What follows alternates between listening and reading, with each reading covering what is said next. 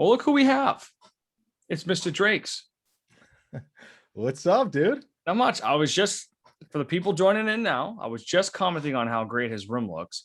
I'm loving the vibe. The pink soft vibe. It's good. It's good. It doesn't, and then you look at my room and it's what we got. It's what we're working with. It's all good, dude. It's all good. I had to make it look like this just so I could like have a room that's to myself that has my dirt bike stuff. Cause I try to keep the rest of the house, presentable and not moto centered. And here I'm like, dude, I want to go all out moto. Yeah. Dude. I need my space to just look the way I want to look. Whiteboards everywhere, a bunch of moto magazines, memorabilia. I need my space.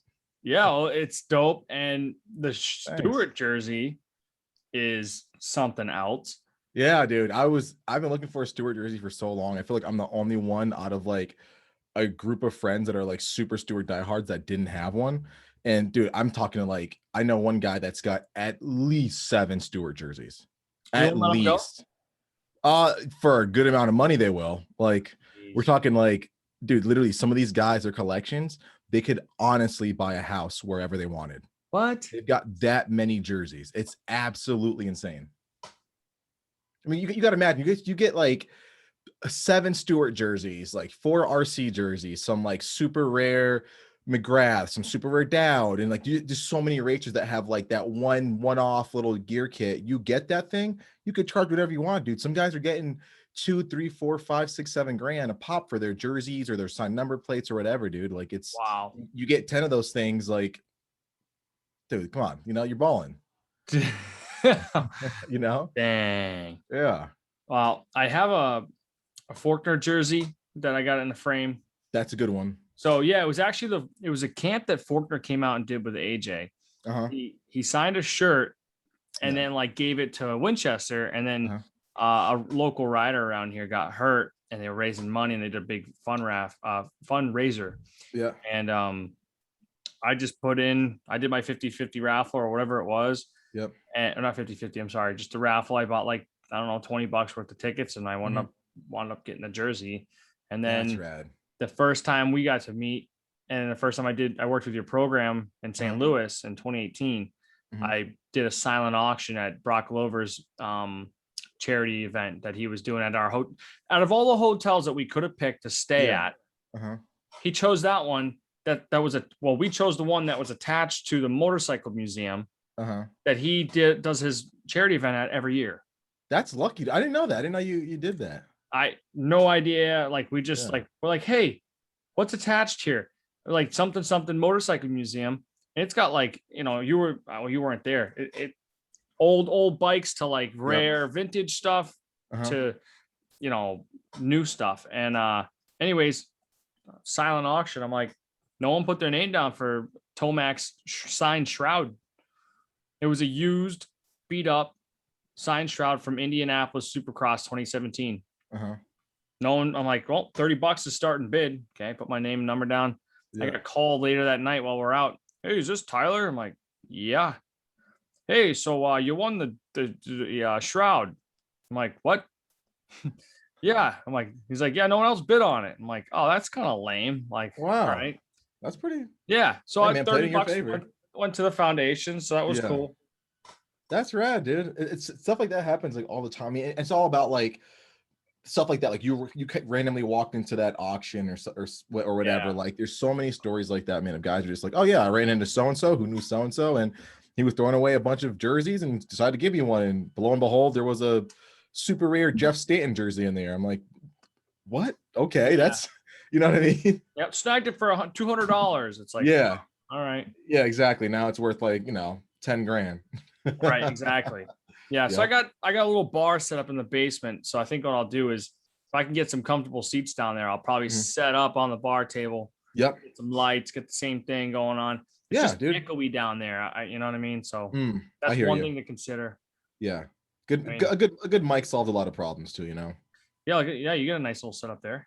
Yeah. It's again, dude, it's balling on a budget, dude. It's all like the whole setup in its own, dude. Under $200. Anyone can do this and really get themselves going. Yeah, it was funny because I did a pod with Robbie Good, and Robbie was like, yeah, I was thinking about doing a podcast, and I told him, like, dude, you could literally have one in like 2 days if you really wanted. Yeah. Like, he's a motivated individual. I Mhm, just broke the guideline down for him of like what steps to take. mhm, Freaking 3 or 4 days later, he had it done, and mhm. then that week he had a podcast recorded. He bought it. I gave him a suggestion on a microphone. He bought it. Yep. I'm like, dang, dude, he's done. He's got like 2-3 episodes out now, and it's been like 2 weeks. Boy. Yeah, it's pretty That's cool. rad. That's cool, So man. Robbie's a good dude, man. yeah, dude, and like it's funny. He stepped away from dirt bikes for a while, and Mhm. it makes you think a little bit that like maybe sometimes it's not a bad thing to like step back just a little bit. Yeah. Because like I mean, I center everything with dirt bikes. Yep. For a long time I did because I missed out all those teenage years. I missed out on wanting to race dirt bikes. Mhm. Like finally got a chance to do it myself, and then it's like I'm making up for it, and it's starting to affect my life, or like it'll kind of affect my girlfriend's, Yep. views on me, or just like the view on the whole relationship a little bit, put some stress on it. So Yeah. it's like step back a little bit. Yeah, and it's I think that's healthy with anything, dude. Like, I mean, we put so much into racing. Racing requires so much of us. It requires our whole life to be proficient, to be successful, to be, part of it. It requires every ounce of you, and like it can after a while you get so used to that you don't realize how draining it can be sometimes. Yeah, the sport gives us a lot of great things, but just like anything, it can be draining, man. You see a lot of guys that get burnt out at an early age just because it requires so much. So I think to even not only to just replenish yourself and kind of get in the right headspace, it's nice to just step away to get your stuff in order, man. You know what I mean? Just to gain perspective on the rest of life and the part that moto plays and everything. You know what I mean? I think Yeah. it's super healthy, and a lot of top racers do it, man. They take their vacations, they take their breaks when they need to. I'm not saying they're doing it every day, but they take the time to just sit back, relax, chill, turn the brain off for a little bit. Maybe take an extra day to just chill at the pool or whatever it is. You know what I mean? Just to recoup a little bit, man. I'll tell you, I went on vacation a couple of weeks ago, and just like my mom came to visit in town. I took a good week and a half, 2 weeks to just like little stuff here and there, still posting, still trying to do everything. But like I took a solid 2 weeks of just like what, let's just recharge the batteries, just chill a little bit because I was getting you get burnt out, and man, I'm telling you, dude, like this week I'm like, yo, I'm ready to hit it, dude. Like, you know what I mean? Like you feel Yeah. so invigorated, and it just it jump starts your tenacity for everything. It's so true. It really is true like that. I Yep. mean, I've had that before where you do take some time off dirt bikes or whatever. It could be anything. And Mhm. like, you're like, all right, all of a sudden the creative juices are flowing 10 times more than they were before. Yeah. You had a nice little recharge. I'm not racing the fall series this year. I want Mhm. to do some. I'm Yeah. going to be going full A, but I told Ashley we're going to take a little break, go places, do this, do that. So, um, I'm looking forward to it because I think that'll give me some time away from dirt bikes and stuff Yeah. and just focus on other things. Yep. Um, are you going to come up for, well, not up. I know it's a stretch, but Mhm. Racer X main event. Oh man, I was thinking about it, but just like Mm, the girlfriend was saying, "Hey, buddy, like we haven't done a vacation in a while," and I was like, "Oh man, I know it's gonna come right around that time too when she wants to do something," and she's talking about either someplace in the Caribbean or like Europe or something. So I'm like, dude, it's gonna be like a whole thing where what it can't be just a in and out long weekend thing. It's gonna be like a couple weeks. So uh, I have a feeling it's gonna be around that time, dude. But like, we'll see. I don't want to promise, but yeah. that's one race, dude, that like literally I haven't been able to get to it. I watched like every ounce of content from it, and it just looks so amazing. You It's know what I mean? it's top It looks notch. so rad. Yeah. I mean, Danny and those guys and everybody there, like there's so many people. I'm not going to be able to name everybody, but it's Mhm. like a very well put together event that Mhm. takes like months in planning. Yeah. So it's okay if you don't go. I think she'd love that as a vacation. I don't know. Maine's great. Yeah. Spend Yeah. spend like a whole week up there Uh-huh. at, do Bar Harbor, Mhm. do Portland, Mhm. do do like I think Acadia National Park's up there, something like that. Yeah. Acadia, I don't know. I'm gonna get yelled at for that, but like there's a lot of cool stuff to do. But Yeah. I mean, dude, honestly, nothing's really much better than, I mean, the Caribbean's cool because I went to Nassau before. Dude, I it's a stopped there before. whole it's a whole other world, dude. It's not. It's just like not even real. It's not, dude. Some of the things that we were doing, man, it's just like swimming with sharks and swimming with wild pigs and iguana feedings, and like we chartered a private boat and we did an excursion off island to another chain of islands, the Exumus. And man, it's like the plane ride over, which is crazy, the boat, the food, the resorts, like dude, it was a whole, man, it was great. So yeah, I think she's sold on that one. And another option I think for her was, again, going over to Europe, trying, country hopping, doing like, London. Her family's all from all over London and stuff like that, England area. So she's wants to go see her family, her grandma, aunts and uncles and stuff, and then Yeah. France and Spain and all this other stuff. So it's gonna be a whole deal. Well, France ain't that bad. Yeah. I hear Paris is tough. Like they're just nasty to locals. Not locals. The locals are nasty to tourists. And if you don't, you know what I mean? Like if you don't know any French, like screwed. Yeah. You might, we'll see. Yeah, it's not you're not screwed, but I just heard like one of my friends was like, just stay away. Don't even go. Just stay away from Paris. I'm like, all right. Yeah, but like it's one of those like super bucket list cities for a lot of people. And so I figure like, oh, try it once. You can stay there like, the whole time, but it's like pop in and out. Cool. Is it, get a good feel for it? People nice? No, yes, maybe, Yeah. Get some I good food. I don't think people are really messing with other people. I feel like if you go to maybe certain parts of the city where they're just like, dude, we've had enough of you people. Like, just coming in, not. Yeah, you hear the same thing in like, I think it's Quebec or Montreal. One of the two. Like you get 18-year-old kids that are just complete dickheads. Okay, I'll say it. And they go up there and they rip it up because they can, drink legally. And all the people are like, dude, we hate these Americans. Like these kids are so come in belligerent and yeah. So it's probably the same thing like that. But if you're nice, like they don't really care. I'm sure that's what it is, dude. Like you go there humble and just, appreciating other people's cultures. They're going to be cool, dude. Like same thing that we do here. If you're cool from out of state, whatever, and you just, oh, America's cool, let me try this and be real nice and whatever, people are treat you good. Yeah. You know what I mean? Yeah. Going back to the Race Rex thing, you have to keep tuned then and like kind of tune into the content because I'm up to something with Danny. It's gonna be okay. Cool.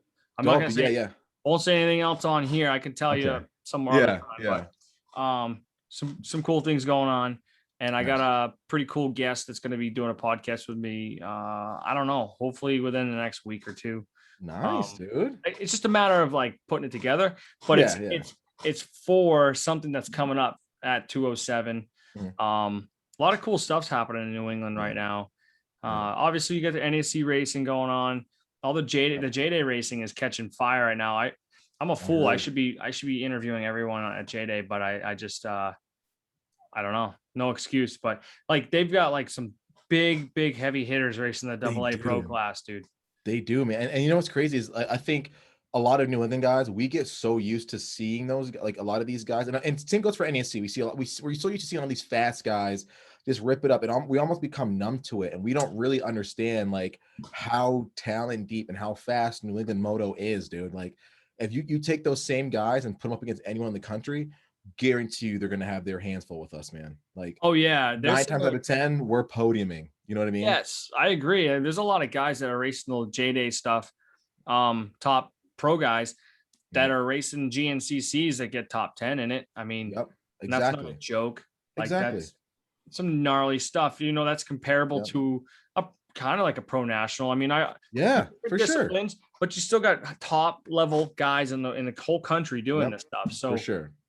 It's something to say for these guys. 100%. Like Robbie Marshall is in his 30s and he's just like he never missed a beat, dude. He's out there battling with some of the best. I gotta get those guys on and talk about it. I think that'd be pretty interesting to hear it because I'm not a woods guy, right? So I bet you I could learn something too. Yeah, no, for sure. What's cool is all the riders that I really looked up to as like growing up, and even now, if you think about it, it's like all the guys that can do the multi-discipline and do it well, like the guys that can go do a GNCC and podium, the guys that can, take that same bike, switch forks, go out and do a 30+2 and hang with anyone out there. Another guy that, change forks again, go do some cool flat track stuff, go do some some supercross stuff. Like those are the guys that I'm like, wow, that is badass. Like anytime I feel like the more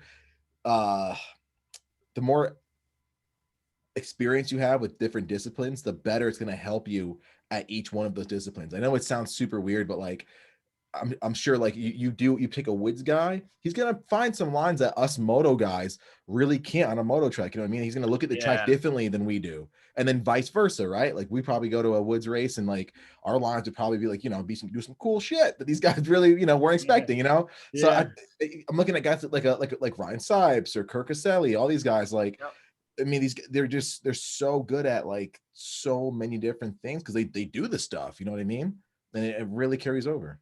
Yeah, I like how you're saying that like they look at the track differently, which is so true. Yeah. Like it, just a normal rider like racing moto, as I'm getting more experience racing, I'm looking at lines differently. Yeah. Never mind like racing, if somebody's racing the woods discipline and they normally take things really, really tight. Yeah. But they go to the track and they start taking things wide. It's kind of like what the moto guys do already. They already take things kind of wide and widen out their turns rather than making them real sharp. Yep. I noticed that like a lot of the moto guys, like some of the top moto guys are switching over to the J days because they get like their 1 or 2 long motos and then they're out at 2 o'clock in the afternoon. Exactly. 3 o'clock in the afternoon. I was at Crow Hill this past weekend and I don't think I got home till like 6:30, 7 o'clock. Granted, I'm down the street from Crow Hill, but I didn't leave the house, the track till 6:30. So if I got an hour and a half, we're talking about 8 o'clock or so. Yep. And then think about people who travel from farther, man, because there's plenty of times when I had to do a race and for whatever reason, like it had a long break or someone got hurt or something. I wasn't getting home until like midnight Monday morning, and I had class or school, like, like I had to be up at 6 a.m. You know what I mean? So brutal. Yeah, it gets brutal, man. It really, really does. Not that we're not grateful for all the classes and the opportunity to race and stuff, but dude, sometimes it's like, holy crap, man. Like we got to get out of here, dude. Yeah, there's been times where like I feel like every weekend I'll do 25A and 450B, and it's like, all right, 25A's last this weekend at Central. I'm like, all right, whatever. I'm in it for the points. I'm just gonna stick it out. Yeah. All right, let's see the schedule for next week. 450B. Second to last race. I'm like, yeah, okay, 25A. It's like 6 moto, and I'm like 6 and 18. I'm like, all right, and a lot of people stuck out. But I mean, I've definitely seen people just not even show up for that last moto because they're like, nah, whatever, dude. I'm not gonna. I gotta go. I gotta work. Yeah. No, it's nice. I mean, I like having Crow close by too. That's such a good thing. Like. Yeah, it wasn't really like a planned thing, but having Crow and Winchester and Jolly's all within an hour. I think I can get to Jolly's with just a truck in an hour. Yeah, and like that's a far track for some people in Connecticut, dude. Yeah, no, definitely. That's a little bit of a haul for sure, man. Yeah, even Rhode Island. Honestly, like those are like some of like the quintessential like New England tracks out there. So like, dude, you're in a good spot, man. Jolly is like so like historic, man. That's one of my favorite tracks of all time, dude. Just like the moto muffins, the good breakfast, there's always like primo parking. When you go there, you always find your buddies and you always have a good time doing just whatever, dude. Just it's super fun. You get the flat track racing at night. It's such a great track. Such a great track. Do you remember at Jolly's all the massive trees that were there? Yeah. Yep. They're gone. Really? All of them. Wow, man. Yeah, I know you haven't been out in a long time, but like when Marco still owned it, I don't know. I hear rumors, but I think he just needed some cash. And he had those massive, like 200-something-year-old pines, 300-something-year-old pines, cut, gone. See ya. So like the Southwick section used to be wooded. Yeah. Nope, the whole thing you can go climb on top. It's a big sand hill, dude. It's gnarly. It's like there's no shade. So if it's hot, it's really hot. Like I remember being a kid And you'd park by those pine trees, and you Mhm. set up a table and chairs and stuff, and you can go down underneath, down the banking, which you Yep. still can now, but it used to Yep. have trees. No Mhm. trees, nothing. Wow, man. Crazy. Things are changing, huh? I know. Yeah, the Intimidator, LaRusso had to take that Intimidator way down. Like, Really? like if it was this, it's Yep. like, Still the same distance? I think the distance is the same, but Okay. like you can almost see like where like the edge of the track is and was Mhm. where before he knocked it over. And I've got pictures of my friend Tyler hitting that thing at like 13 years old on a Mhm. 250F. Jeez, dude. Yeah, he was like 13 or 14 on a Honda CRF 250, Uh-huh. and he's just got the bike stretched out like this, looking over Yeah. the front fender. It's just gnarly. Straight up, that track was like, as much as like I love to like talk great about it, it had its issues, and Yeah. people, rest their souls, have died at that track. Yeah. Not to get negative, but like, man, like there was a time where this kid Mikey, I don't remember his last name. I'd be Mhm. curious if someone listens would know. Mm. But Mikey, that's all I remember. The race was over, and some kid jumped the finish line with the finish flag out and landed on this kid, and they Oh, had a no. life flight him out, and he was like, his brain capacity was, way less than what it was. Yeah. Took him a long time to recover, and like his brain was almost as if he was like a younger kid almost, Oh, or jeez. like if his brain kind of stayed in that stage of like a young kid, like a 12-year-old kid, Yeah. and he got older and older, and like it's scary stuff, man. And it's just like, I just remember being like an 8-year-old kid watching a helicopter come flying over and landing on the top of Suicide Hill and Yeah. stuff, and just like, yikes. Holy But crap, man. but like that's what gives this track such a legendary status. Yeah. And it's Yep. like, there, I remember they used to have a sign, no Jolly Rogers MX, no grapes, no glory. And it was like, no Yep. joke, dude. It was Yeah, like, dude. come race like with the OGs, like, and it was sick. It was just such a gnarly track to be boulders in the middle of the damn track. And Yeah. I, Yeah. I It I was remember there was gnarly. pop up, but one of the coolest things too was you remember the over under bridge? Yeah. Yeah, it's not there anymore, but No. yeah, dude. Dude, that was one of the coolest to like pop So up cool. under the bridge and then come out of, into a tabletop. And Yeah. I still remember, I've got a hilarious memory. It was like, I was probably like 14 or 15, little pipsqueak. And it was my first year in the 250F. And I don't know why my dad bought me one. I had no business riding. And all my buddies had one too. So all of them, they're a little bit older, like a year older, 2 years older. They already hit puberty, which I was a late bloomer. and dude, like, they've been riding the bike for a year or two, the big bikes, whatever. So I remember we were, 1, 2, and 3 in practice, just getting warmed up or whatever. And they threw like these like gnarly whips, right out of from underneath the over. And so they're getting sideways and they're getting, saucy. I'm like, I can do that. And so I tried it, threw the bike over, got a little sideways, did not know how to bring it back, dude. I was like scraping, like trying to get the thing back, land sideways, swap like this, almost take out the entire pack of people in front of me. I literally went over the berm, parked the bike, and just sat there going like, okay, not doing that. Just trying to be like my buddies, you know what I mean? Oh, dude. Yeah. Yeah, It wasn't ready. monkey see, monkey do. Like Exactly. I've definitely been there though, where like you're following someone, you're like, oh, that was greasy. Like, I'm gonna do the same thing. I And can do try. it. You try, and it's like, oh, bike goes No. out from under you. Yeah. Can't do it, dude. Can't do it. So yeah, dude, it's like, how else do you like learn if no one's teaching you, right? You just try stuff. Exactly. It gets sketchy. Exactly. But yeah, my main thing was just like, I hope my dad doesn't see this. I really don't want to get yelled at.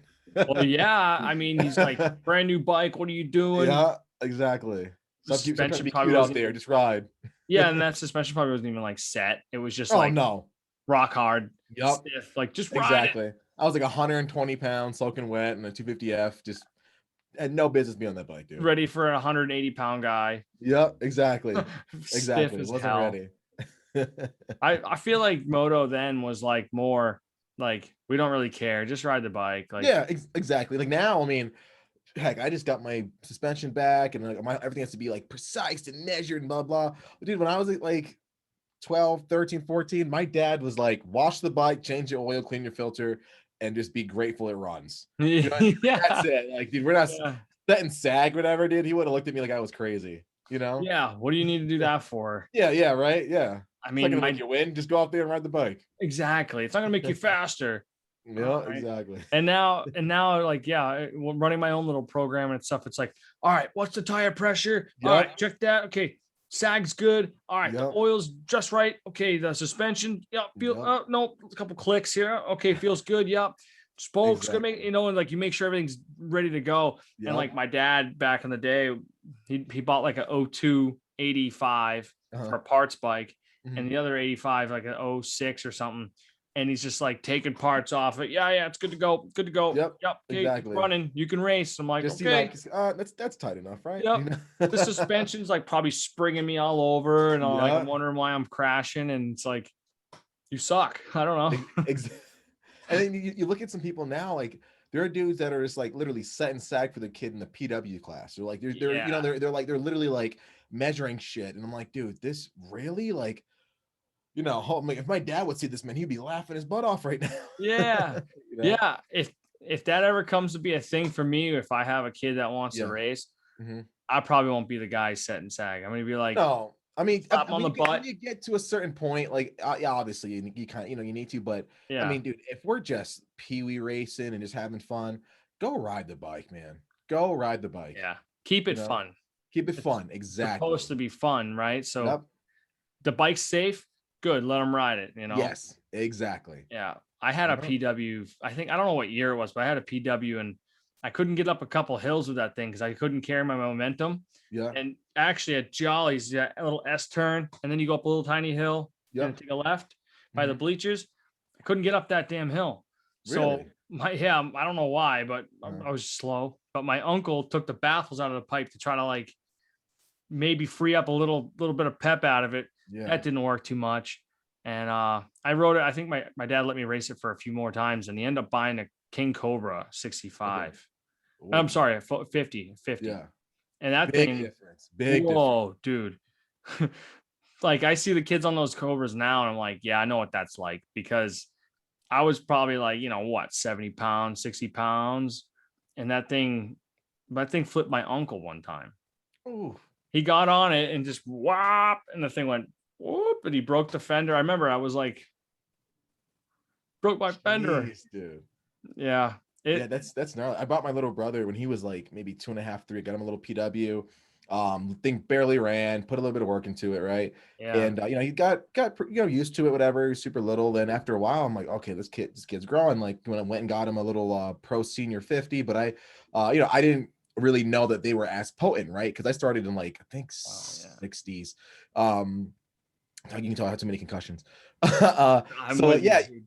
yeah, right. So I got him a little PW, then I got him the Pro Senior, and he got on it and immediately is getting like neck snap and whiskey throttle. I'm like, what is going on? Like, what's going on with this bike? I sat on it and whipped the throttle, dude. I'm a heavy guy. That thing was like, man, to get ready to go. I was like, oh, okay. So immediately I had to change the clutch setup and got it way more smooth for him. I was like, dude, I don't blame you, buddy. Sorry about that, man. I didn't mean to kill you like that. Oh man. That's crazy. Yeah. And imagine like that was maybe, gosh, over 10 years ago. Imagine what they're like now, dude. uh Those little they Cobras. they gotta be, you gotta be like I don't know if I gotta get like a 50 dad on because I Yeah. want to learn about these bikes. Because do you limit them? Do you govern them?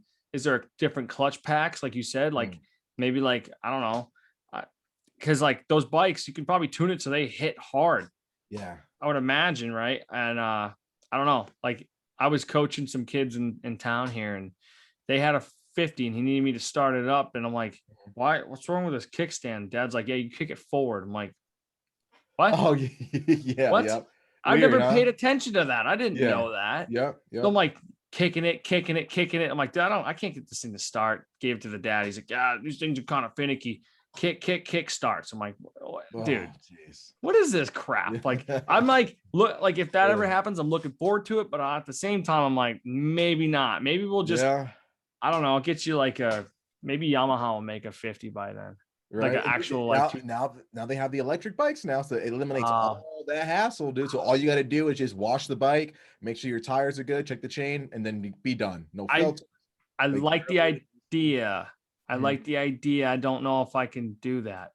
I What's just that? I gotta if I'm gonna have a kid, they've got to experience that neck snap and two stroke like I did. Yeah. So another thing that I think was great, it was one of the things that I loved about moto is me and my dad wrenching on the bike together. And dude, Mhm. literally the amount of life skills, not only that, but just hanging out with your old man, right? That's always a good time, right? Yeah.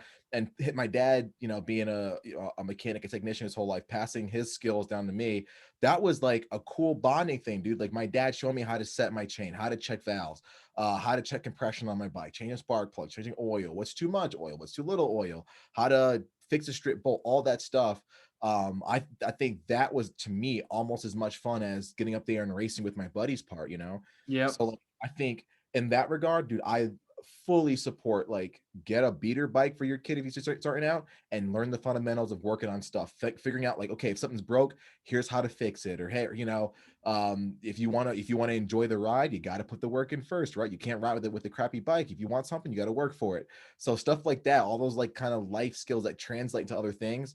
I love that aspect of working on a bike with your dad or your mom or your buddy, whoever, uncles, aunts, whoever is that person that you look up to. I will say for those electric bikes, for people who are new to the sport, who maybe that part scares them to work on their bike or the noise, Yeah. or I don't have I've never been a part of this sport. The noise kind of freaks me out. I don't know, bike maintenance. It really creates just so much easier of a runway, eliminates all the barriers of entry to get a new person in the sport. All you got to do is check the tire pressure once in a while, keep the thing clean, charge a battery, and you're done. And anyone can do that stuff, right? Good So point. literally, it's like, I mean, for people that live in the cities or whatever, now they can have a little track in their little mini backyard, and not kill the neighbors and bother them or whatever. And then there's you get 100 people doing that in the county, and there's 100 new riders for the local race series in a couple of years, and 100 more customers for local race shops. So obviously that's a little exaggerated, but you get the point. Like I love them for that getting the new people to the sport and then transition them over to the ICE engine and stuff like that. Yeah. No, I think you got a good point there. Because like I guess like my perspective is I get nervous, right? That like Yeah. it becomes so popular that they just go, well, look how great it is. Let's just get rid of the two stroke. And Yeah. it's like, no, man, I don't want that's not what I would want. And I know Yeah. that like some people say that's the future and stuff, but I don't want to accept it. But I hear you. I do like the idea of like um promoting the sport and bringing new younger faces into the sport and everything. Yeah, man. I mean, it really would, because like I'm sure you've had the same thing of riding in the backyard. Your neighbors are, bitching at your parents and blah Yeah. blah. And just, that would eliminate all of that, dude. Literally sounds like a freaking RC car, and you can just spin laps in the city. You could literally live downtown. You get a little patch of grass, and whatever you're right next to your building or whatever, you can go do like mini motos right there. Yeah. So I mean, I think it just opens up a whole new world for people. And I think it's cool that kids have the option now. If parents want to say like we're going to race the E50 class and the regular 50 class and go do both, I mean, I think that's cool. It's a cool stepping stone to get to that next point, man. And it's Yeah. super Another cool. another point too that I thought of is that okay, so you have an electric and you have a gas, like you said. Yep. The electric, they ride it home and practice Mhm. when they can't go to the practice track. You can Yep. still practice your fundamentals and, Yep. like cornering and Mhm. like your basics, right? Yep. And then you do go to okay, Johnny, we're going to the track on Thursdays. Okay, grab the KTM 50 senior or whatever it is. Yep. And boom, there they go. And you get the regular bike. Exactly. You just have to get Exactly. you only have to just get used to like the power difference. And I don't know Yep. how different it would be, but I can't imagine it being like that bad. No, and I'm sure they're probably like tunable, because like the last Loretta's last year, some of the kids that were in the E50 class were also in the regular 50 class, and it looked like they didn't even skip a beat, dude. Like you can't Yeah. even tell the difference. If you didn't know it was a electric bike, it looks the same as their other 50 minus a pipe. You Yep. know what I mean? So Right, like right, the power delivery looked. I'm sure you can tune them to whatever is gonna mimic the bike you got. You know what I mean? So right. and all you really need is what, this thing, a smartphone, and Right. there's your power tuner right there, man. I bet you I bet you those kids don't even care. They don't even think about it. No, that young It's dude, they just want to ride a dirt bike. I feel like as adults, we try to like overanalyze these things. Yep. Like, oh man, well the power delivery is going to be different than this bike, so Yeah. like it's going to take a little bit of getting used to. The kid's like, what? Just ride Yeah. the bike. I'm just here to ride the bike. Exactly. I want to make, freaking dirt bombs with my buddies in the mud and the pits, and then I want to ride the dirt bike. That's it, Yeah. Dude, growing up with like the motocross kids at the tracks, it's probably one of the fondest things I have Yes. in my memory bank. Yeah. I think I might have mentioned it to you before. We probably chatted about it before, but like my dad took me to Winchester all the time. That was like the place to go for us. He didn't care about Nemex or anything like that. We just stayed right at Winchester. Yeah. And dude, we'd always find, or I would, a bike if I didn't have one. You'd find someone else's bike. Hey, take this bike. We'll go riding. Go make little jumps behind the pits and by the river edge. Jumping into the water off the trees and off the cliff there. You'd find the rich kid camper. Yep. And he'd go play MX versus ATV. Yep, exactly. Exactly. And hours. And your dad and everyone else is probably just drinking beers at the fire and stuff, with their buddies. Yep, just reminiscing about when they used to race. Exactly. Yep, and it's like 100%. So I wonder, is that only a New England Moto Dad thing, or is that like a universal moto thing? I don't know. That would be kind of interesting to ask. I mean, the only person I know that like might be able to answer that would be like Crutcher, just because I know his dad took him racing. Yeah. So I don't know. I mean, he's Midwest. Yeah. And then I don't know really like personally know anyone else, but like that's a good question, because I wonder like how I don't know what the right word would be for it, but like you're right. I wonder if that's like a New England only thing where it's like, oh no, we don't camp at the tracks. Like we maybe sleep there on the night before because it's a long drive, but that's it. But like I feel like it was like a camping thing, and the parents would all get together. Hey, we're going over to Bob's. All right. And they'd go over to Bob's, they grab their beer or whatever. Exactly. They know the kid's safe because the kid's over in the camper. Yep, exactly. Yep. Be here at 9:00. And like at that point, you're at a certain age, you know how to tell time. Yep. You've got when the generators cut off, you're back in the camper. Yeah, exactly. Like, when the generators start shutting off, be home. And like exactly. I mean, I know for like me, I would just check in periodically. Yeah. Every couple hours, go over. Hey, what's up? And that's just like, oh, hey, what's up? And I'm like, all right, see ya, bye. Exactly. Exactly. That was awesome. And some like, I know this sounds super elitist, but I almost feel like because we kind of grew up with that, like we grew up, like literally on pretty much death machines. You know what I mean? Yeah. We grew up with like such high stakes all the time. Like, man, if I mess up, this could be gnarly. Also, like we're pushing ourselves. We're like literally pushing our physical, mental capabilities beyond like what most kids will ever experience in their lives. We did that from an early age. I mean, we've got, finding out ways to like promote ourselves when we were little and just, stand out and all of these skills, and then hanging out with other kids who are doing the same things and kind of being resilient, and you get a scratch, rub some mud on it, put a piece of, electrical tape and you're good, like stuff like that, like, hanging out with our buddies and their campers, playing MX versus ATV and just jumping in the river, all that gnarly stuff. I wonder if like, I feel like every time I hear somebody like talk about their childhood, I'm like, that sounds so lame, dude. Like you didn't break one bone. You didn't like set up ramps in your backyard and jump them on your dirt. Like what were you doing as a kid, Right. And then they're like, oh my God, did you hear so-and-so broke their arm? I'm like, oh, so then what happened? Like, oh no, he went to the hospital and then, he was out for a year and he couldn't go back to work. I'm like, what? Like, dude, I let that thing set for 4 weeks. And after that, I was like, we're done. You go back, right? You know what I mean? Like, it baffles my mind. My girlfriend tells me all the time, because she's had no idea moto was even a thing when I first met her. Oh yeah. She's all the time. She's like, yeah, I get it, dude. Moto kids are cool. Like we're all little sissies out here. Yeah. Most people care when they get concussions. You guys don't. You guys are weird. You know what I mean? No, we don't. Yeah. I'm like, every time I crash, I ask myself 2 questions. I'm like, all right, what's your birthday? What's your middle name? What's your dad's birthday? And some math equation. I'm like, all right, I remember those things. We're good. Keep it going. You know what I mean? Yeah.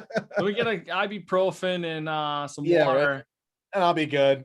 Yeah. I know so many people that like break a wrist good. Yeah. And like 3 weeks in, 2 weeks in, they're like, yeah, I cut that off with a Dremel saw. My Yeah. dad didn't know, but I took his saw and cut it off. It's like, Exactly. what, Exactly. and like, so I had a concussion and I'm like, oh, I'll be back like 3 weeks. No big deal. Yeah. Yeah. The doctor and neurologist is like, dude, 6 to 8 weeks. I'm like, sure thing, buddy. Yeah, right. You're out of your mind. I got Jolly in a couple weeks. What are you talking about? Yeah, I'm like, dude, I gotta race, and I paid money for a membership. It's like $80. Oh, I mean, I paid for a membership. I gotta go race. Exactly. Like, nobody. Yeah, you're right. We don't care. No, It's kind of a gnarly thing for like an 8-year-old to climb. There was a big tree over the river at Winchester that we all climbed on and jumped off. Jumped off into the river. Yeah. It felt huge. Yeah. I'm guessing it was like 15 feet. Mm-hmm. But for kids, it's like kids are like, yeah, whatever, and they're jumping off into a river with a strong current. Yeah. We didn't give a shit. Yep, exactly. It was cool, like, because I always hear stories of my dad and his brothers growing up in like the 80s and the 70s. Yeah. And how like, oh yeah, we would ride our bike from here to there, do this, we'd throw rocks, have rock fights with the neighboring town kids and have rivals with them, and like that kind of thing shaped them into who they are now. Yeah. And I was like, man, I hope my childhood was like that. But when you think about it, it's like it really wasn't much different. I didn't ever have to throw rocks at kids, but yeah. we had the fun. We didn't have all of the like gnarly adversity and brawls and stuff. But yeah. We got the good stuff. Because my dad, he grew up in the islands, man. So like I hear stories about that. And then when he came to the States as like a 17-year-old knucklehead, and then all the debauchery he got into with his buddies when he got here, I'm like, oh dude, you had like 2 different lives, man. You were a double troublemaker. You know what I mean?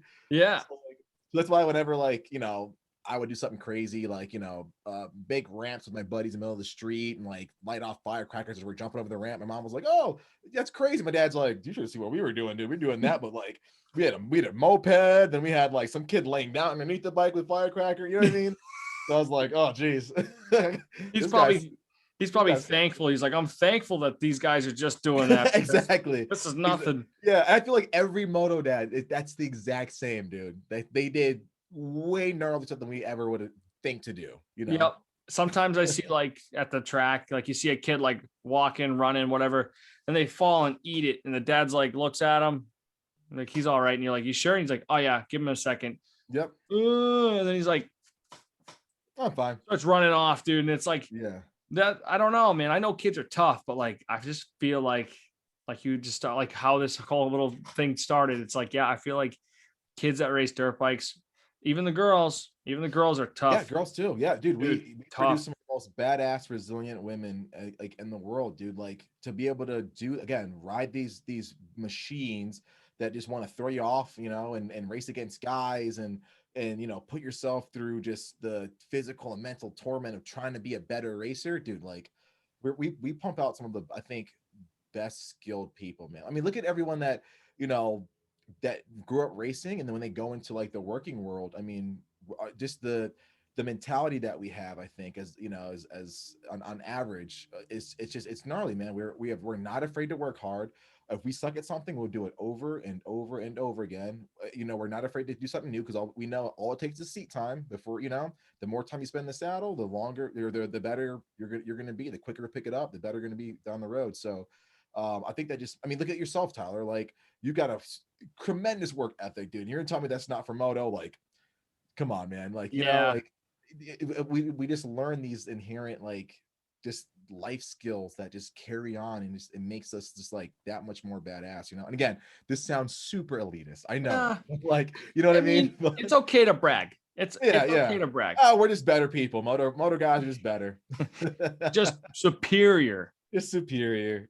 No, there's a big difference though, and it's hard for like, I think it's easy for us to say that because we're like, yeah. But I do think like a lot of people have to learn these life skills a different way. Yeah. And like you said, I'm glad I did learn how to like ride a dirt bike and stuff, and have my dad always tell me to never give up, and I don't care if you get lapped 800 times, don't come off the track until you finish it, or like, what I mean? You can't complain about the bike either, because your dad will say, out. You're racing the bike, figure it out. Now, if something's not working, I'm like, all right, well, I gotta ride the bike, dude. Like, hey, I siding in the house went off or whatever. Like, oh man, how am I gonna fix that? Oh, figure it out, dude. Ride the bike, you know. So Yeah. it's those things again. They carry over, man, and it just makes. I think again, we're just a different breed. Yeah, 100%. I think motocross in general does that. I even had I was talking to a client of mine. We were working, and it happened to be a race day, and he Mhm. went down, and his bars like moved a little bit, and he's like, I think he's 19, so Mhm. he's behind like 6-7 years now. Yeah, From like when we were going and doing the raised up racing. yeah. He didn't get I can't speak, man. He didn't he didn't get raised as a child racing dirt bikes. He Mhm. started at like age 16 or something like Okay, that, okay, 17. yeah. So he's new to this. And Mhm. he's like, dude, I don't know. Like my bars are kind of like this way, that way. I'm like, dude, let me see. And I went, whop, whop, like Yeah. tried to bring it back. And I'm like, dude, I don't know. It's probably the best it's gonna get. Oh man, I don't know. I can't ride like that. I said, dude, I'm not talking about myself, but like Yeah. I raced a whole season with like bent ass bars. Yep. They're like, you could just tell they're a little bent. And I'm like, I raced all season and won a championship on them. Like, just ride through it, dude. I'm You're telling gonna you. be fine. You'll Yeah. adjust. You Yep. will not You even won't think about them when you're looking at the bikes in front of you. exactly. You won't even know. I guarantee you, like, give it a race or two, and that dude's gonna be like, oh, I kind of like it this way. You know what I mean? Like, I'm so used to it now. You know what I It's mean? better. It's Yeah. better. It's crazy how like the mind works like that, where you're like, oh man, these things are tweaked. And then 20 minutes later, you're on the dirt bike and you're like, you don't even feel it. I mean, Yep. obviously I've bent bars where like, they're bent, Mhm. but tweak, bend, like there's a slight bend where you can kind of feel it when you're sitting there and you can see it physically. Yeah. Um, Dude, doesn't matter. Hop on the bike and ride it. Yep. My dad would literally scrap parts off of an old bike just to make me ride or to make sure I could ride. I remember I fell so much I kept breaking my damn visor on my helmet that he Mhm. stopped buying visors and said, "You're just gonna run the helmet that like Mike Metzger style." Oh man. It was, dude. I did. I got pictures of me on a KX65, Uh-huh. green Fox gear, no visor, just riding. It's like, geez, like it's embarrassing, but at the same time, it's like kind of I get it. My dad's on a budget. He Yep. can't keep dropping $20 every time I break a helmet, which was, I'd probably go down like twice a weekend or something Yep. stupid. Yep. I crashed a Uh-huh. lot, Dave. I crashed a lot. Yeah. I don't know why, I'm but right there with you, man. Trust me, I'm right there with you. That same the story I told about Jolly me trying to whip yeah, that year I went because I was a pipsqueak on the freaking back of like this massive, just super powerful Cowie. I can't tell you how many times I went into a corner, popped the clutch, and the bike would just take off, and I'd be standing there like, "What the heck's the bike?" You know, I went through so many rear fenders in a season. My dad bought like 10, stockpiled them. Right, they must have been gone in like a month, maybe. no, And after a while, my dad was like, "Listen, you're gonna piece together every fender. You're gonna go out there in the truck and get it, and you're gonna zip tie every single one, and that's what you're riding with, buddy. So you learn to stop crashing." And dude, trust me, I've been there, man. that's so Yeah, funny. Pop the yeah. clutch and the bike's over here now. Dude, I get like they were. This is like when four strokes had just come out, so I had maybe like a half a season on a 125 two stroke, and that's not that much different than an 85, bigger frame, but really that much more power, And then Yeah, going from a 125 to a 250F, like brand new, man, it's like I had never touched a bike before. They were just, yeah, and that was when they were like getting good, like 06, 07, when they were oh like yeah, solidly good. oh yeah. Still carbureted though, which is crazy to imagine. But man, Isn't like that weird? compared to my 125, it was a whole different ball game, dude. I would give it a little bit of gas, and that thing would be like, just gone. Yeah, You I know? remember racing 85s at that time. So I think like 06, 07, my dad bought me a brand new YZ85, first new Uh-huh. bike ever. Yeah. Unreal. Went to the dealership, rolled it out. That was Yeah. just crazy. I remember it. And I ended up going B, and I would have to do 85B back when they did 85C and B and A. Mm-hmm. And I remember being in the super mini class, and I was so mad because Matt Fisk was already fast, and he had a CRF 150, Yeah. and he just destroyed everybody on it. And I remember Wow. That's a name I haven't heard in a while, dude. I've never like, I know who he is. Mm-hmm. I'm sure he doesn't know who I am, but like I see him, and it's just like he doesn't look any different than when we were kids, to me, Really? anyways. Is he Like still he racing? obviously looks different. He's grown up, but like I see him and it's like, yeah, like I remember being like a 14-year-old kid being amazed at how fast he was. Dude, and he was like, people, again, there's so many names of people that like people will never know how like fast they were. Like this new age of like mini kids, like they'll never know like a Matt Fisk or whatever. But like he was beating guys like AJ Cad and like Jimmy D and Mike Picon. Dude, this guy like Matt Fisk Yeah. was so fast on a KX80. Dude, it's No. ridiculous. Yeah. Joey King, Chopper Borello. Yeah, Chopper, dude, Chopper was gnarly. Dude, Chopper was super good. I just remember like doing super mini and just getting waxed. Yeah. AJ was one of those kids too, where like you'd see him and he would just, I have a cool picture of him jump. Like I say that I'm passing him, but Yeah. clearly he's passing me for like the third time. Yeah. That damn kid would take so much of my racing. My dad Yeah. must have been so pissed. Spend like, $30 or whatever it was at the time. And I Yeah. get a 5-lap race. I get 3, it's Yeah. like, And it's funny, whatever. like all these years later, now you guys are like super good friends. You guys are like super close.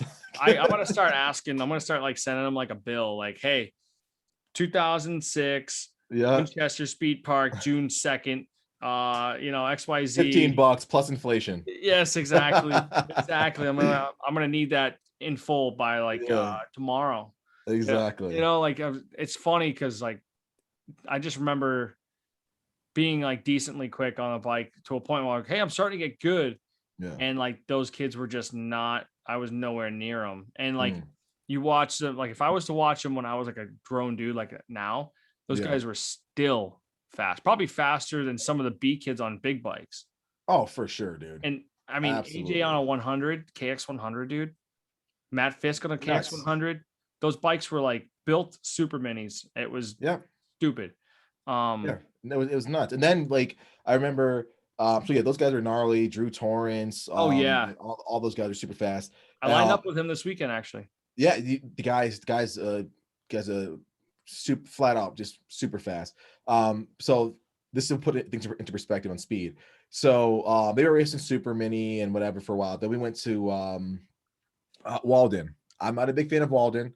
Everyone who knows me knows that Walden and me do not get along very well. But Barsha was there and he had just won like a Loretta's title on his little CR85 and was all in the magazines or whatever. I was like, oh, cool. Like that's the kid from the magazine, super fast, I'm like, oh, dude, but like it'll be a good race because like AJ's there and Torrance and Fisk and all these fast dudes. And the gate drops, dude, and Barsha rockets out of the gate and pulls everybody, dude. I'm saying he had probably half the track by the end of the super mini moto. Wow. On guys that were, I don't know how you could go any faster than them. And then like literally those, like he came off the track, took his helmet off and was like just kind of getting some water as they were kind of finishing, you know what I mean? And I was just like, oh my gosh, like speed is like, there's always somebody faster. There's always a gnarlier dude out there. Like I thought watching AJ and these guys that you can't get any faster. Like they're not at the throttle. And then here comes Barsha, fresh off a Loretta Lynn's title in the 85 and then just smokes them. You know what I mean? Absolutely insane. It's crazy. It's like, I always say like a big fish in a little pond. Yeah. And then all of a sudden you get out of that pond and you're in the ocean now with the sharks. And it's like Barsh is one of those sharks. And every now and then he'll kind of go into your little area and just remind you like, hey buddy, like it'll hurt your feelings. I'm just here to remind you that you think you're fast locally, but it's definitely a humbling thing too, I think, which is good. I think, you need to be humbled every now and then. Even myself, sometimes I get caught in my own head where I'm like, hey, I'm starting to get faster. And then, somebody shows up and you're thinking a little too much of yourself and you get fucking smoked and you're like, okay, all right, back it down, dude. You're not where you think you are. Relax. Like, check yourself. Exactly. It happens. I mean, hey, look at dude.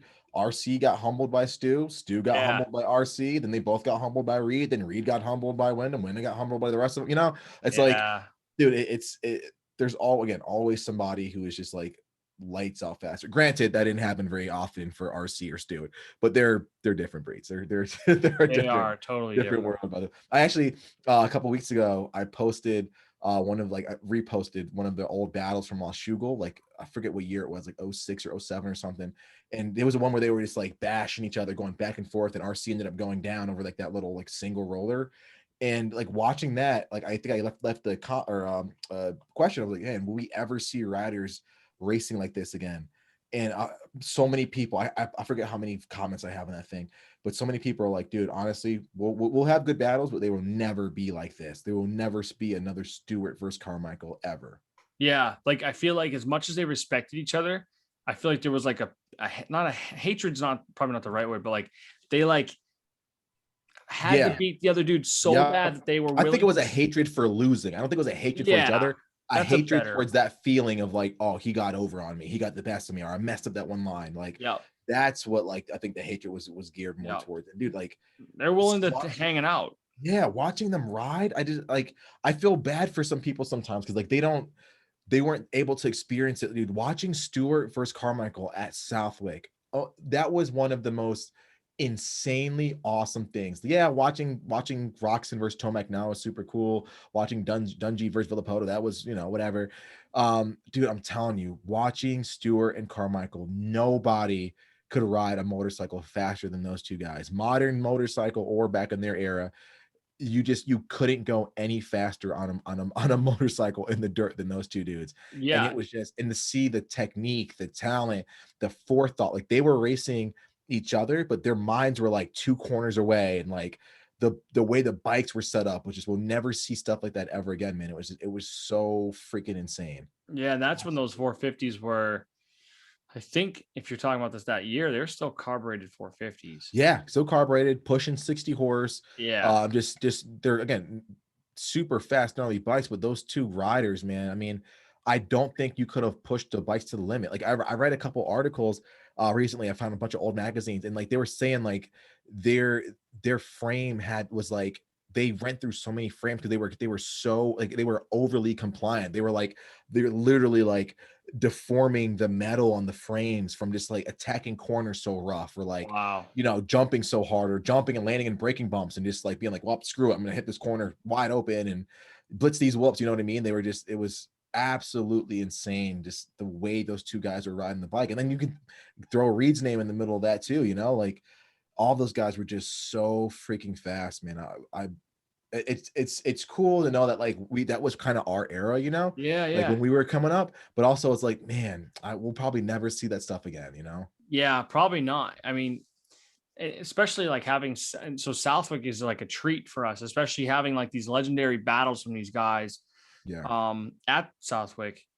It's like I remember being like, you know, a kid again and going like 2002, Mhm. 2003 and Yeah. like these guys were unreal. Yeah. I do remember I don't remember the year, but I do remember seeing Roxon with I'm not Roxon, sorry, Ricky Carmichael on Mhm. on the Makita Suzuki Yep. still, and I just remember just he's here, he's gone, and Yep. it's like that was cool, and then Yep. like another 15 seconds later, the rest of the pack comes, and I'm like, what is Yeah. that, dude? Like Yeah. as a kid, I didn't understand that fully, other than like, there goes Ricky Carmichael, and it's like, wow, he's really beating him, you know. But like now you look at that stuff and you're like, whoa, That was all time. I remember watching him go like over like the berm, like right on top of like the whole shot, like so like almost going into like that washboard section. yeah, yeah, And dude, like, you know, when we raced, we took like the bumpy insides, run 85s, whatever. We didn't yeah. know what we were doing. Ricky went outside bottom of the hill, wide open outside, and he was going so fast. The bike was just shaking. Like it just wanted to like come apart, it was going so fast. And Ricky just held her, dude, wide that whole freaking straight, lap after lap after lap. And it was just like, holy crap, dude. That bike literally wants to just like fly away from this It guy. just wants to die. This one, yeah, right. Like, and this dude, like, literally, is just like on the pipe. Like, nope, we're racing, dude. We got 30 plus two, homie. We're gonna keep until you blow up. We're going. You know what I mean? Like, it's insane watching that, man. And then, you know, also like, you know, it's great that stuff too. But I think it's also cool watching guys like, you know, the new era, like Roxon, Jet Lawrence. Mhm. These guys are like so fundamentally sound. It's almost like a not just maybe a little bit under how cool that Ricky James thing was, but to watch somebody use such proper form, that's another cool thing in itself, I think. So Yeah, no, it something is. to pull from the, the modern era, right? Yeah, it is. And I mean, these guys are going very fast. It's, you can't even sit there and try to say they're not going Yeah. fast. Like they're going so fast. And like now that like these bikes are so powerful, like Mhm. you said, with the technique and fundamentals and stuff like that, in your form, you really have to be sharp and Yes. on point, because if you're going at that speed, a lot of bad things can happen when that bike is not one with you. Mhm. Obviously, you know that, going to a lot of AJ's camps and even talking with Jet. I know you got some time to talk with Jet, and Yeah. same thing. Like that kid's technique is pretty sharp. I mean, It's you watch solid, him, it's man. textbook. It's solid, and it, what gets me is like when we're racing, man, there's so much input in our minds, right? Like we know, all of us know, elbows up, eyes forward, good positioning, but like when things are moving and the bike's going, and then you forget things, right? And you just kind of go into default survival mode. And we make mistakes and blah blah blah. Jet makes almost zero mistakes, dude. Like even with all that input in the ground moving and the dirt changing and the bike's fast and blah blah blah, the dude still is able to maintain that perfect position and like hit his textbook marks every way around the track, lap after lap after lap. Yeah. And that level of focus, man, it's just like watching him ride in person, dude, just like, holy crap, dude, this guy's he's in a different realm than your average, weekend warrior, dude. It's just, it's gnarly, absolutely gnarly. Going back to the Southwick thing, I wanted to ask you if you're Mhm. planning on doing anything at Southwick this year. Yeah. So I'll be there. I'm gonna be. I got asked to be a, impromptu wrench for Rashidi Karrison. So he's I don't know if you've met him yet, Tyler, but he's a rider from Manhattan, and he had a pro license, and I think this year he renewed it and wants to make a run at it and possibly arena cross and supercross. So he's like, hey man, like I'm starting from like literally scratch. The guy's buying his own helmets, had duct tape graphics. He's like, listen, I got a pro card, but I got no support. Let's make something happen. I'm like, yeah, dude, we'll bring in the program. And if you need a wrench or whatever, dude, like, that's why we're here. I can find you a guy or whatever. He's like, no, dude, if you got some free hands, I need the help. And I'm like, yep, we can set you up with some video content interns. That way, we're giving him some monetary support. The how the program works. The vlog intern is getting his work in front of a big, a wide audience, getting experience, getting the content that he can use and stuff like that. So I figure we'll do that for a handful of races and try to help some more privateers out. But yeah, we'll get it kicking for Southwick, man. I can never miss Southwick. Yeah, yeah. I might not be there. Yeah. I Well, I might I might head up north and yeah. just like disconnect for a little bit. But Yeah. Yeah. it's been I mean, we didn't get to have it last year. The year before that was awesome. Yeah. When we met up with Jay. Yep. Played some cornhole at Bowers. Trigger Racing's little setup there. That was kind of interesting, playing cornhole in the pro pits. That was it's But different. Like it's just cool. Like having met you, having met yeah. Jay, Yeah. and both you guys being influential as far as being in the industry and stuff like that. It's just kind of like, hey, you want to play cornhole? And I'm like, yeah. He's like, yeah, over here at Bowers spot. I'm like, okay. And I'm like, Yeah. I can go into his stuff. He's like, yeah. And I climb underneath the chain. I'm like, all right, dude. Like, Yeah. that's cool. It's some of the things that like we get a chance to do sometimes. And again, you get almost like numb to it because you're like you're there for a job and you don't really understand, you're not really there to like take in the sights and stuff. Fangirl and Yeah. Same. You rent for some pro riders, so but yeah. it's like, man, it's like if you think about it, like, holy crap, dude, we've got a chance to like literally like that. Like that's just one small thing in the day, like cornhole with Bowers and the pit. That's like 1/100 of like all the cool stuff that you've gotten a chance to do, dude. Like you've got to do some pretty gnarly things. And like I'm sure like half of them you've probably forgotten because it's just like, like you were working and like you didn't think about it. It would just happen so quick and whatever. But yeah, if you like really try and think about it, dude, it's like it's cool. Some of the opportunities and the things and the people that you can call your friends now, it's just, dude, it's nuts, man. It's Yeah. nuts. And it's sick that New England's got like that local like hookup as Yeah. far as like the guy, Dave Drakes, who's making it happen for people who want to make their leap into the industry with the collective experience. That's huge. And like, you could get the same thing if you were based in California and you never grew up in New England.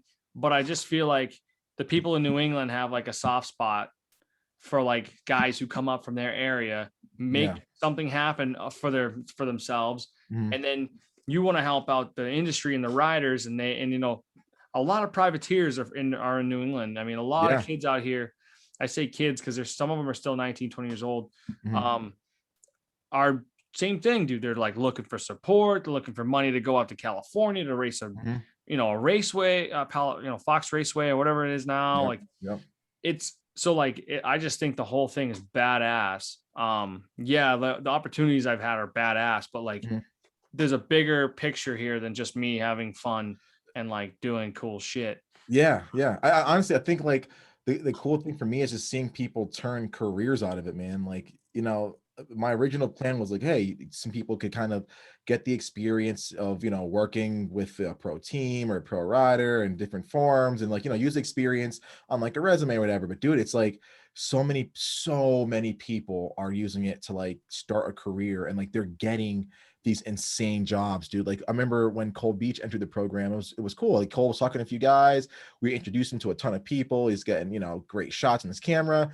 A couple weeks later, he's like, hey man, I'm working for Feld, like as their content manager. I'm like, wait, what? Like, what? Like, how did you do that? He's like, oh, dude, the program, man. Like, you hooked me up with so many different people and blah blah. I was like, oh my gosh, dude, that's crazy. And then that happened almost every single race, dude, to the point where now I'm walking through the pits and I'm waving at almost every freaking people on all these teams because like they're all my interns, from previous years and stuff. And like, So sick.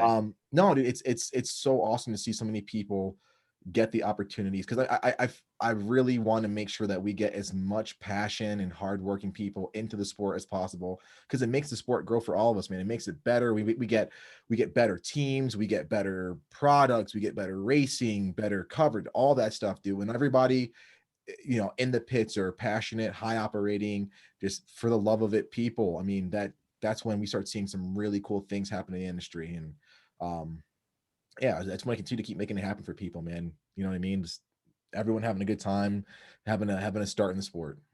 Yeah, it's so sick, dude. So like Yeah.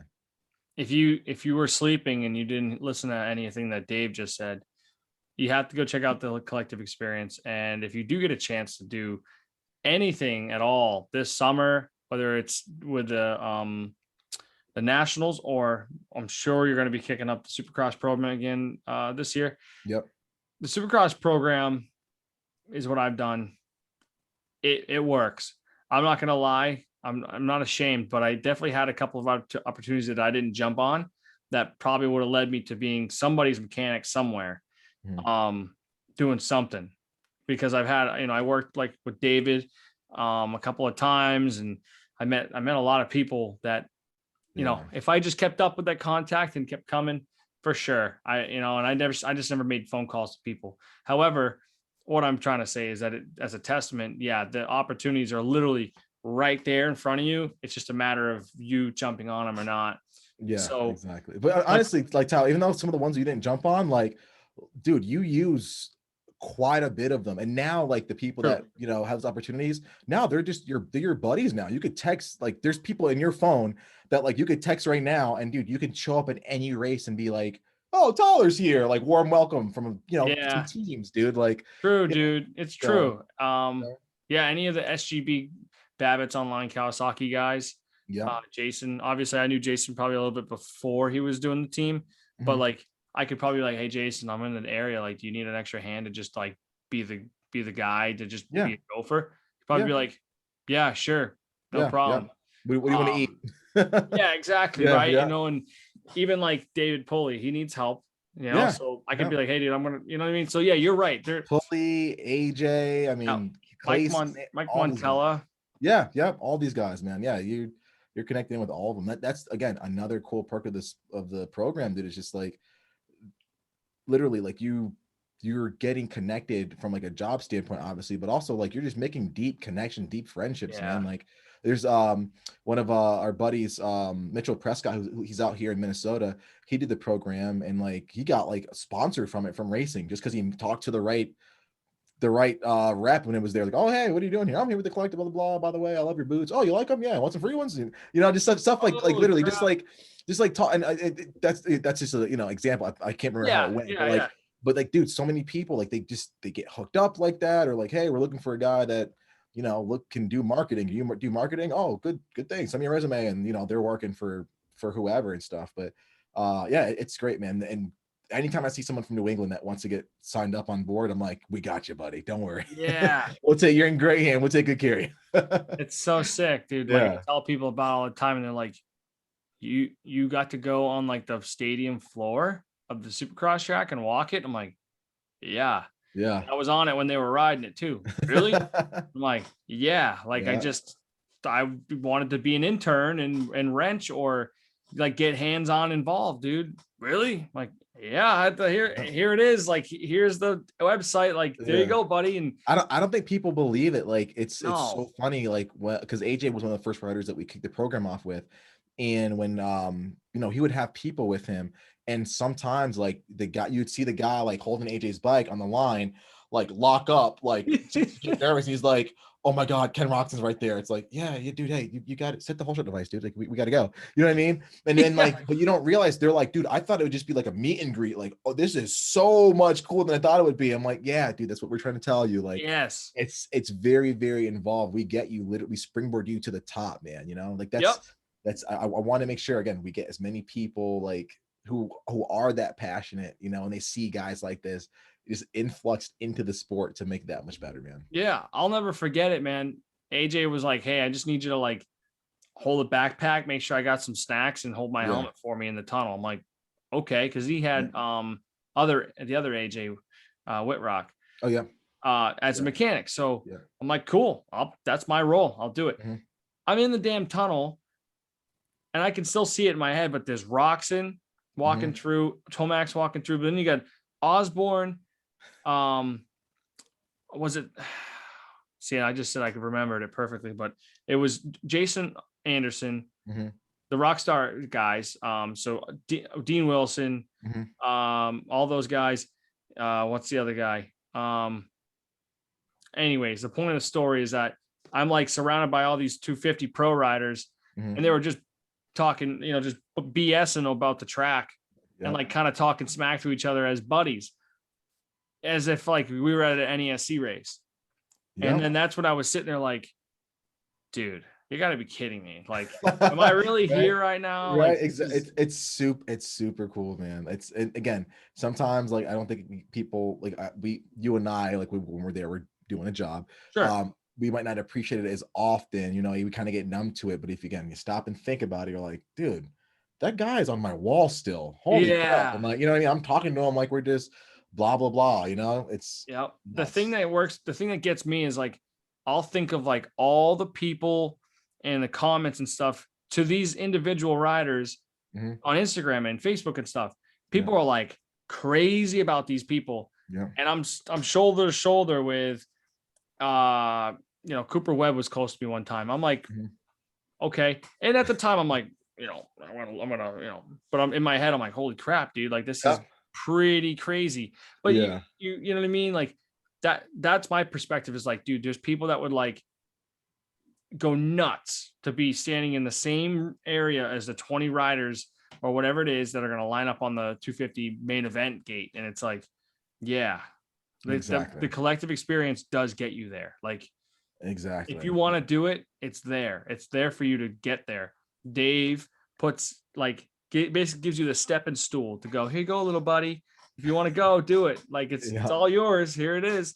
And in the meantime, it helps out the privateers. It helps out the sport. It grows everything. Yep. I don't want to realize that either. Like we the proceeds that we raise through this, over 70% goes right towards the teams and riders. Over 70% goes right towards those guys. So it's keeping them funded. Huge. Yeah. Yep. I take enough just to keep the program running. Not looking to be rich off this thing. If it does happen, I will accept it. But obviously, out there. If I get rich off this thing, awesome. But no, I want to fund these teams and riders that make our sport so cool, man. And I'll tell you a story. It was really funny. 2 separate occasions. This is how Chad Reed is like a big freaking deal. So Tevin Tapia, you met Tapia. Yeah. He was I think he was racing Monster Cup, right? And he was like right next to Reed and staging. I see Reed talk to him a little bit, blah, blah, blah, then go back. And then they were racing, and Tapia was like was ahead of Reed and was like battling him a little bit. Tapia comes off the track and was like, oh my God, I think I qualified. Oh my God, did you see? And then he was super happy. He's like, but did you see Chad Reed talk to me? And I was like, oh, okay, you guys still get starstruck too. That's pretty Yeah. funny.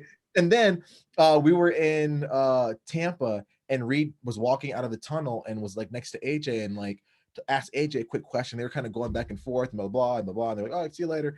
And AJ kind of stopped and was like, holy crap, dude, Chad Reed was just talking to me for a while. I'm like, dude, really? As famous as you are, Reed is still like, you know, so like it's really funny because like it's cool for me and you to have that reaction, but like you figure guys that race against them, it would be kind of normal. They see him every weekend. Dude, it's still funny, man. It still shows how much of a fangirl pro riders can be. Oh yeah. I mean, you think about it, they weren't anything when they were our age watching them on TV. And going to Southwick. AJ probably went to Southwick as a kid to watch the Nationals and stuff, right? So he grew up seeing Chad Reed and you know, Carmichael and stuff. And then at some point in AJ's career, or even anyone around his age, they get to line up with maybe even some guys could say they lined up around with Stewart or something. You know, it's like that's that kind of thing where it's like it doesn't matter, man. They're like, holy crap, man, I grew up watching this guy. Exactly. And now he's having a conversation to me about what the track is like. Yep. And it's like, what? Whoa, how trippy would that be? No, dude, that's so freaking gnarly, man. How freaking cool is that? Yeah. Oh man. So I've had you for like an hour and 15. I don't want to be selfish. Oh, no worries, man. I'm super stoked that we both had the time to like make this happen. Yeah, for sure, man. Anytime you want to chat, you know, dude, hit me up 10 minutes before and I'll be, dude, get ready, run upstairs and hop on. But dude, like, yeah, what you've been doing with New England Riders Corner, dude, super proud. It's phenomenal. It gives a voice to New England and it throws in this really cool perspective, especially bringing your connections that you've made over the years to, you know, New England and to New England riders, giving them a voice and a spotlight. Hats off, dude. You've been crushing it. Thanks, man. It's cool. It's been a fun thing. And yeah, I had to step back for a little bit to just like we talked about earlier, step back a little bit just to kind of get that fire going again. Cause you know, it's tough to, as you know, keep going and going and going and going and nothing changes. And it's probably because nothing I did changed. Right. So, super stoked to do it. I had an idea. I think we should do it is I'll get you on. I mean, if we can get the cat on for a little bit of time, I know he's a busy guy. We get him and maybe I can get like Fisk or somebody. Somebody cat knows. We can talk like 07, 08 moto. Yes. You know what I mean? Dude. Super minis. Yeah, I am down. 100%. I will drag AJ's ass onto this show to make sure that happens. Yeah, I mean, dang it. We did a podcast. Oh, we tried to do a podcast. I don't know, half a year ago, and like it just crumbled because he's just so damn busy. But I think if we just allot some time, dude, we'll get that kid on here. Oh, for sure. I'll just text him every day until he comes on. Exactly. Just show up at his house, man. Just be like, hey, we're gonna record it now. Yeah, I got my microphone right here. Let's just actually, you know what? We'll use your studio instead. Deal. No, not yours, Dave. I mean AJ's. Even better because this is way nicer than mine. I know. You need some black paint or something. I don't know. I know, dude. I need like a caricature of myself in the background to show up. You should do like. Exactly right. I'm surprised AJ didn't do himself like rescuing a puppy from a burning building, holding an American flag, like with his shirt off, obviously. Yeah, with like gleaming muscles. Yeah, right. It's like super Arnold Schwarzenegger swole, just like with his own name going across. Little twinkle in his teeth. Oh man. We say in jest. We love AJ. Yeah. No, we do. Okay. Look, get out of here. I'll talk to you soon. All right. All right, buddy. Yeah. Have a good rest of the week. You too, brother. Yeah, looking forward to talking again, man. Hell yeah, man. I'll talk to you soon. All right, buddy. Later, man.